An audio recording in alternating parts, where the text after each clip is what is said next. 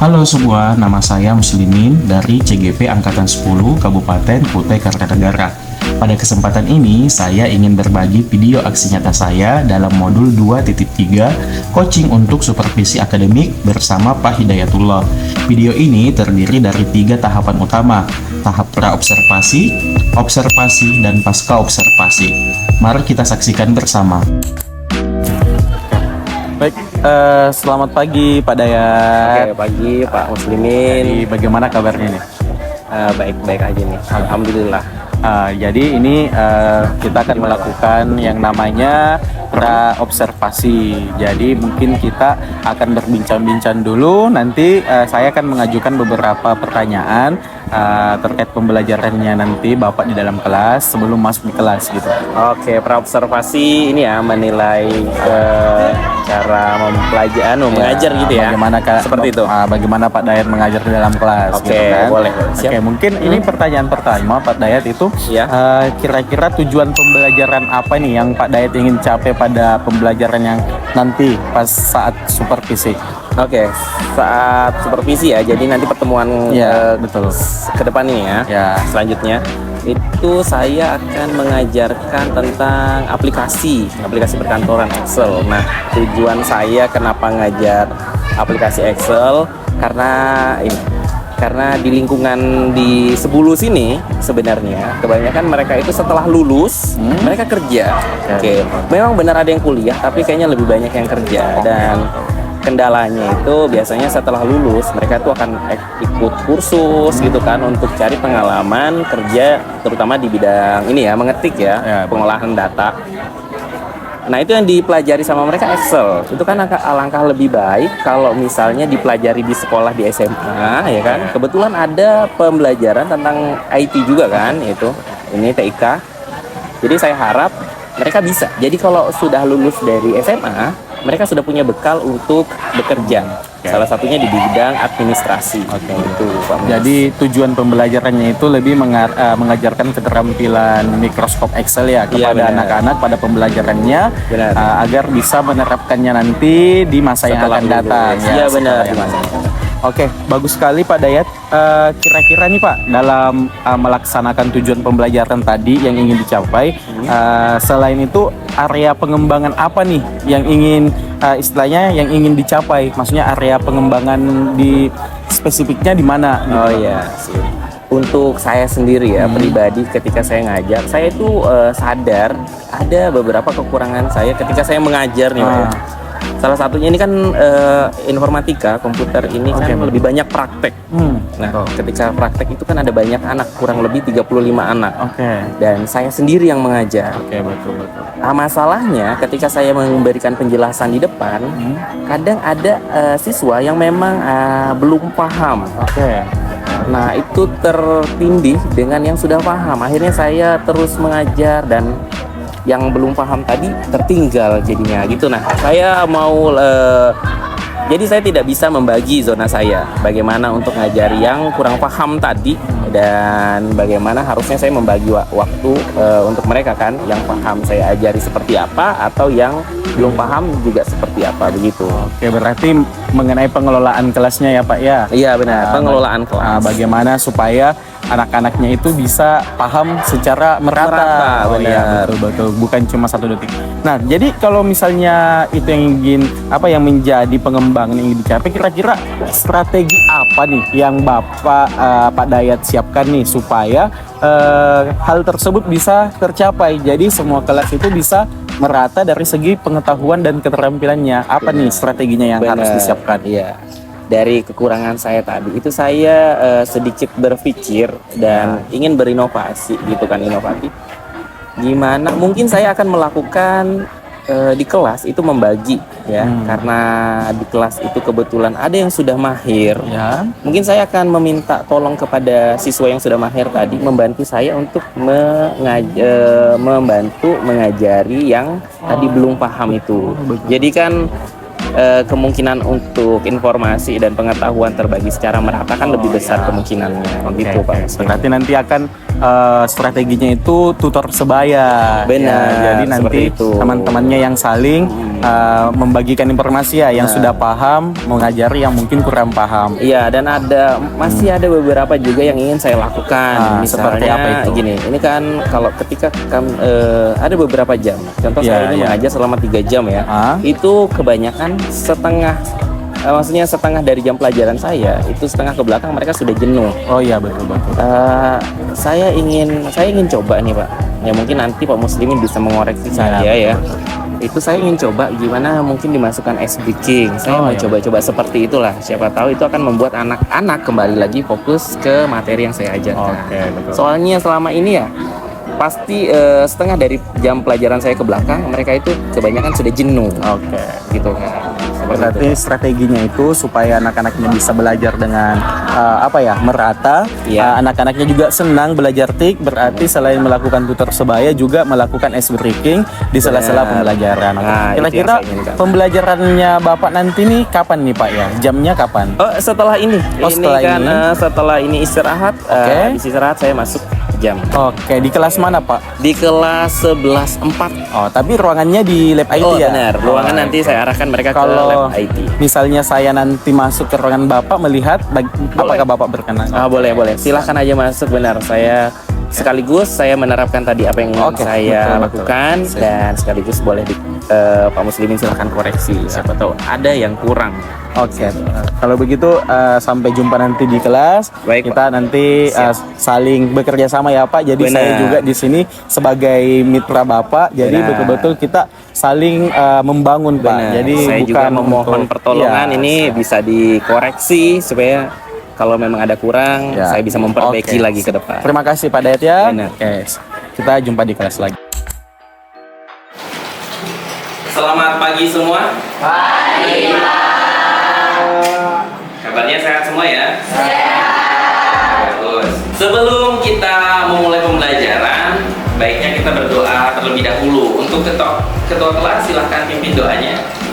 Sebelum belajar, mari kita berdoa bersama-sama menurutkan agama masing-masing. Berdoa mulai. Berdoa selesai. Oke. Semoga pembelajaran kita hari ini berkah untuk kita semua ya. Amin. Selanjutnya saya akan coba mengakses absensi kalian. Kira-kira ada yang tidak masuk hari ini? Ada. Siapa yang tidak masuk? Diana. Oh, Diana. Iya, saya belum ada lihat tanya Diana ini. Diana kenapa ya? Ada yang tahu Diana kenapa? Sakit. Oke, semoga kita doakan ya, semoga Diana cepat sembuh. Baiklah. Jadi, hari ini kita akan belajar tentang aplikasi Excel, Microsoft Excel. Oke. Jadi sebelumnya saya akan jelaskan apa sih Microsoft Excel ini dan fungsinya buat kita nanti. Jadi Microsoft Excel itu aplikasi untuk mengolah angka ya, yang biasanya digunakan untuk menghitung perhitungan dan digunakan sebagai digunakan admin gitu ya, dalam menyelesaikan data-data mereka gitu ya. Seperti itu. Excel itu ya aplikasi yang digunakan kalian nanti ketika kalian entah kalian kuliah atau kerja ya, itu akan mendukung kalian dalam mengolah angka. Kalau misalnya kalian nanti kuliah, itu biasanya ada yang namanya skripsi tuh ya. Skripsi kalian akan mendapatkan data banyak dari luar, kalian akan mencari data banyak, terus kalian akan kelola data itu menjadi sebuah perhitungan. Nah, perhitungannya akan kita gunakan di Excel. Nah, Excel itu yang sekarang akan kita pelajari. Oke? Saya harap nanti akan berguna buat kalian semua. Amin. Sekarang kita masuk ke materi. Oke? Silahkan Excelnya dibuka di komputer masing-masing. Sudah ya? Sudah. Oke. Jadi di bawah, ketika kalian sudah buka Excelnya, di bagian bawah itu ada sheet 1, benar ya? Ada tulisan sheet 1, SHEET. Benar? Di bagian bawah kiri. Nah, di sebelahnya sheet itu ada tombol plus. Ya. Ada tombol plus, kalian klik tombol plusnya, nanti akan keluar sheet kedua. Oke. Di bawah sheet itu ada sebelah kanannya tombol plus, kalian klik saja. Nanti akan tampil sheet kedua. Oke. Sudah diklik sheet keduanya? Sudah ya, tampil sheet kedua, itu akan ada lembar kosong lagi baru. Silahkan kalian ulangi ya. Daftar yang sudah kita buat, data yang sudah kita buat sebelumnya, kita ulangi lagi untuk merefresh pengetahuan kalian. Apa masih ingat atau tidak dengan data yang sudah kita buat? Oke, ada nama, ada kelas, dan ada 3 mata pelajaran, juga jumlah. Oke, silahkan dibuat. Silahkan kalian buat ya tabel nilainya. Oke, terserah kalian mau mulai dari sel A1, B1, A2, B2. Terserah kalian ya. Nanti saya akan keliling untuk mengecek Habis nama apa? data yang sudah kalian buat.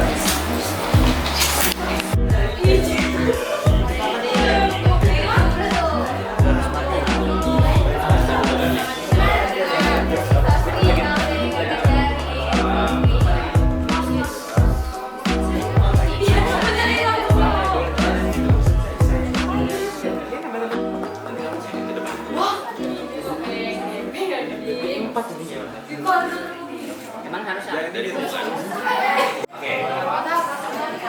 Ya, sama kayak tadi ya. Ini masuk ke dalam, Mbak. Enter. Oke, sudah. Nah, sekarang kamu tinggal isi nih, ya kayak tadi ya rumusnya sama dengan gunakan yang variabel 1. Untuk yang sudah saya koreksi, bagi temannya ya. Angka 7. Angka 7-nya diklik pakai mouse, guys. Sudah ya? Diklik pakai mouse. Sudah? Sudah. Sekarang kalian pencet enter. Harusnya keluar angka 12. Sama dengan? Sama dengan? Ini variabel vertikal ini ada tanda tanya. Minus kita. Ya, kurang 7.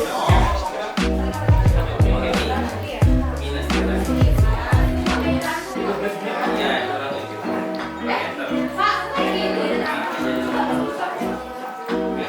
Iya, benar. Oke. Benar, ini pembagian. Berarti kurang ya? Ya, untuk pembagian gimana? Paham? Saya rasa sudah semuanya ya. Nah. Dan. Tadi pembagian.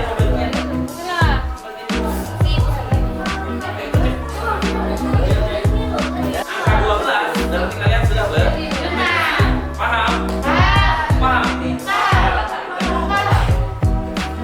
Sudah? Oke, baiklah. Kita tadi sudah praktek dan saya rasa tadi sudah bisa semua. Saya keliling proyek kalian berhasil dengan baik, rumusnya berjalan dengan baik semua. Oke, sebelum saya akhiri pembelajaran hari ini, saya akan tanya beberapa dari kalian tentang apa yang sudah kita pelajari hari ini ya. Mungkin pertama saya akan tanya Sandy.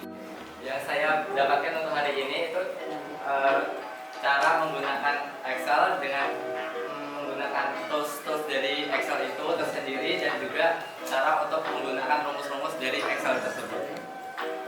Sekian dari saya. Oke, bagus Sen. Terima kasih Sandy. Selanjutnya coba Nabila.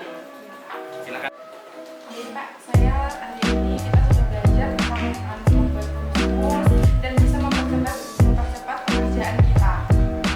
Sekian dari saya Pak. Oke, baiklah.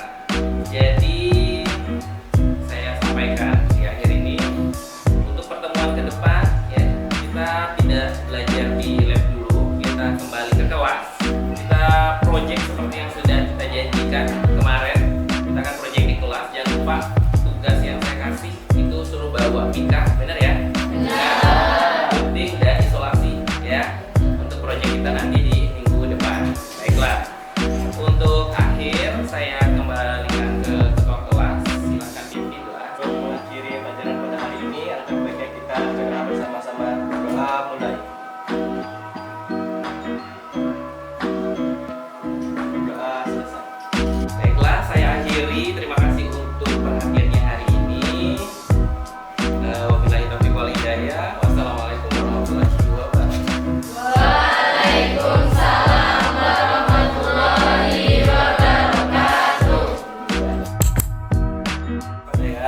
Iya, Pak Mus. Nah, jadi tadi kita sudah sama-sama di dalam kelas. Saya sudah melihat bagaimana Bapak di dalam kelas sudah melakukan supervisi. Jadi ini mungkin semacam kayak pertanyaan. Saya akan menyampaikan beberapa pertanyaan atau percakapan pasca observasi. Ya. Nah, mungkin pertanyaan pertama yang saya ingin sampaikan kepada Pak Dayat, bagaimana perasaan Bapak setelah melakukan kegiatan supervisi tadi yang sudah berlangsung? Mungkin karena ini belum terbiasa ya Pak ya. Jadi saya ngerasa tadi ada sedikit kebingungan karena kan biasanya saya mengajar sendiri dan ini saya didampingi dengan teman sebaya gitu ya. Jadi agak sedikit canggung. Tapi itu cuma di awal sih. Tadi cuma di awal saya ngerasa itu. Setelah beberapa lama dan sudah mulai terbiasa, kembali lagi belajar dan bisa menyampaikan secara normal. Seperti itu sih Pak. Nah, jadi mungkin awalnya aja ya Pak ya. Benar, Awalnya sudah terbiasa. Oke, Pak Dayat, mungkin Bapak bisa menceritakan kembali mengenai kompetensi pengembangan yang ingin dilakukan dan tahapan-tahapan yang dilakukan dalam mengembangkan kompetensi tersebut. Yang seperti yang sudah saya rencanakan tadi ya sebelum jam istirahat tadi ya kita ketemu. Kan saya sudah sempat merencanakan yang ingin saya lakukan itu dengan cara membagi siswa untuk bagi mereka yang sudah paham dan mampu itu saya minta untuk membantu saya menjelaskan ke teman-temannya yang masih belum paham. Jadi seperti tutor sebaya gitu ya, seperti itu. Dan saya rasa sih itu tadi sudah berjalan dengan baik dan sesuai dengan keinginan saya. Dalam ini kompetensi yang dikembangkan berarti pengetahuannya dalam Excel ya. Benar, Excel benar. Jadi saya memang mau memberikan mereka Excel ya, pengetahuan Excel seperti yang saya sampaikan tadi. Yang saya inginkan mereka itu bisa lulus di sini paling tidak mengerti tentang Excel, kebutuhan dasar ya dari mereka, nanti setelah itu. Dan saya rasa sih tadi mereka sudah lumayan memahami. Ya, dari tadi yang Pak Dayat sampaikan sudah melakukan sesuai dengan tahapan dan juga kompetensi yang dikembangkan. Kira-kira sejauh mana nih tingkat keberhasilannya? Untuk tingkat keberhasilan dari inovasi yang sudah saya lakukan tadi itu ya, ketika saya sudah membagi, saya coba untuk memfilter beberapa yang sudah saya kira mampu dan saya minta tolong untuk mengajarkan gitu kan.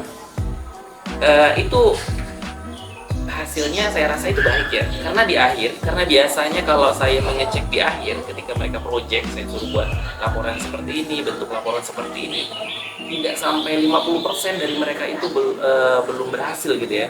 Pas tadi sudah saya bagi, itu terus saya kembali, hampir seluruhnya mereka itu bisa menyelesaikan tugas yang saya berikan.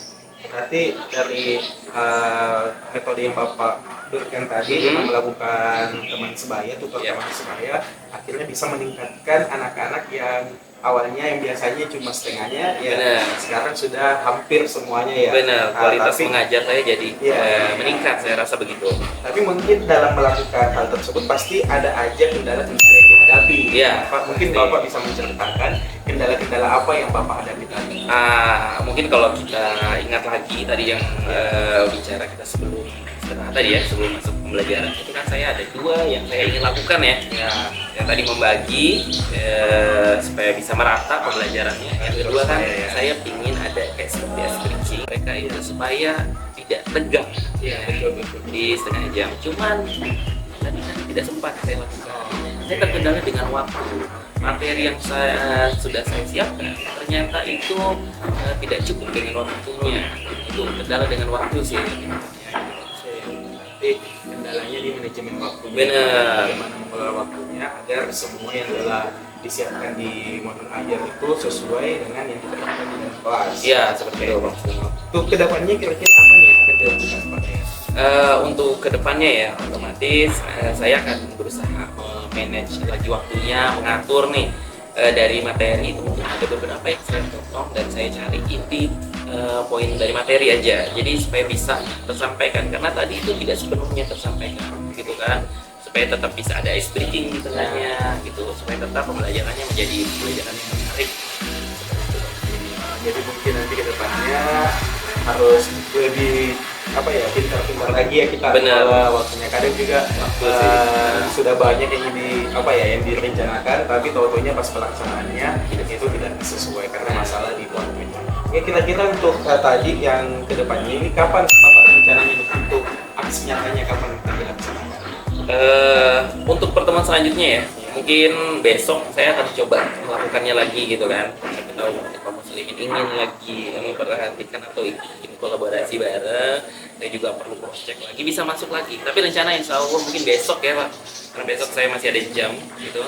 Mereka juga saya akan coba atur lagi waktunya supaya bisa masuk SD. Target saya sih seperti itu Pak. Kebetulan Pak tadi sudah merupakan pertanyaan terakhir untuk percakapan pasca observasi perubahannya ini, tapi menurut saya sejauh yang pada dilakukan sebenarnya sudah sangat bagus ya. Benar. Cuma ada beberapa saja perbaikan-perbaikannya agar lebih baik lagi ke depannya. Ya memang tadi bagus, cuma harus dikembangkan lagi, belajar lagi supaya kita lebih bagus lagi. Kita ingat kalau tidak ada yang sempurna, jadi kita harus belajar terus pengembangan kita ke depannya agar lebih baik lagi. Ya benar Pak. Terima kasih banyak Pak Dayat ya, sekali lagi sobat terima kasih karena sudah mau meluangkan waktunya mulai dari kita observasi sampai di kelas observasi hingga hari ini pasca observasi. Semoga ada lah yang bisa kita bawa pulang. Amin ya. Terima kasih Pak Dayat. Oke, Pak Amos, terima kasih kembali. Sama-sama.